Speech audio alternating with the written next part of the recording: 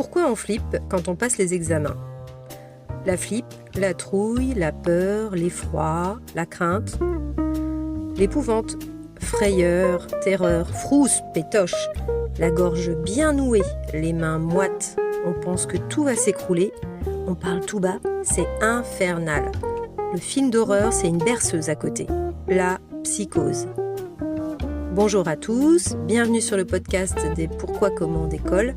Aujourd'hui, on poursuit l'exploration du sujet scolaire avec une question qu'on ne pose pas sur l'école, une question jamais traitée ni abordée pour préparer le jeune. Pourquoi la peur peut-elle nous paralyser au point de ne pas réussir ? Avoir peur avant l'examen, pendant ou après, est-ce normal ? La peur, est-ce vraiment le sentiment à abattre ? Que tu aies révisé ou pas, ce sont les mêmes symptômes qui paralysent. Une émotion envahissante et fini le rationnel. Plus de réflexion, cerveau en mode pause, c'est le mode survie. La peur, ça te paralyse, ça te fige, ça cloue sur place.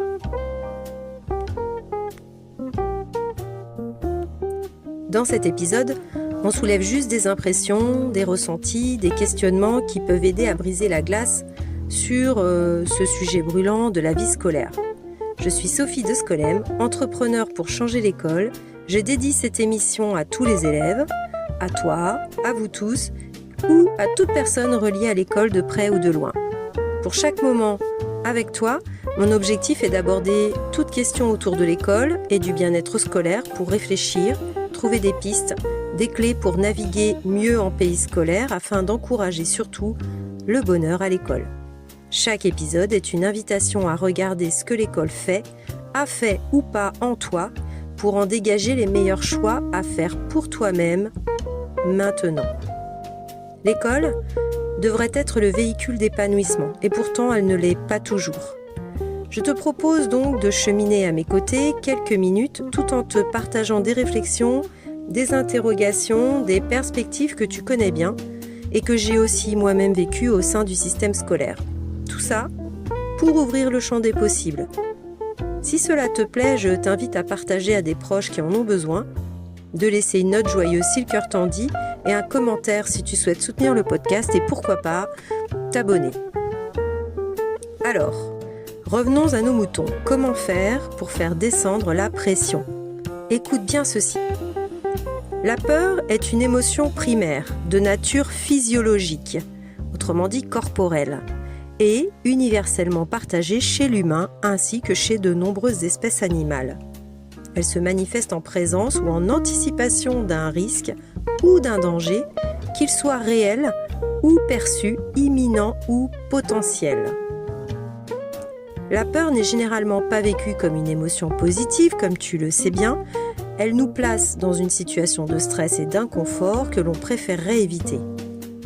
La peur, en fait, c'est quand nous avons envie de faire quelque chose, mais nous sommes incapables de passer à l'action.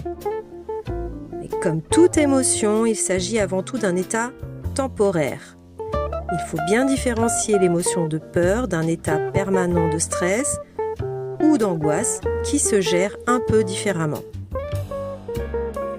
Gérer une émotion demande un moment de déconnexion pour prendre du recul face à un événement soudain.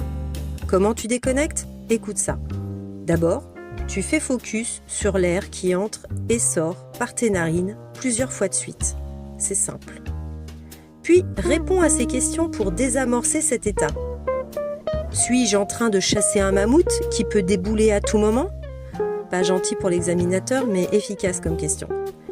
Suis-je enfermé dans un jeu genre Squid Game où je dois risquer ma vie pour sortir ? Suis-je au bord d'une falaise qui menace de s'écrouler à chaque instant ? Suis-je en danger de mort imminente ? Où sont tes pieds ? Sont-ils bien collés au sol ? Vérifie pour voir. Ce qui compte ici, c'est 1. De se relier au corps, 2. De revenir au rationnel pour agir. Tu es bien OK avec ça ?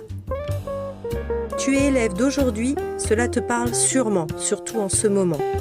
Si tu as été élève, souviens-toi de l'horreur des examens.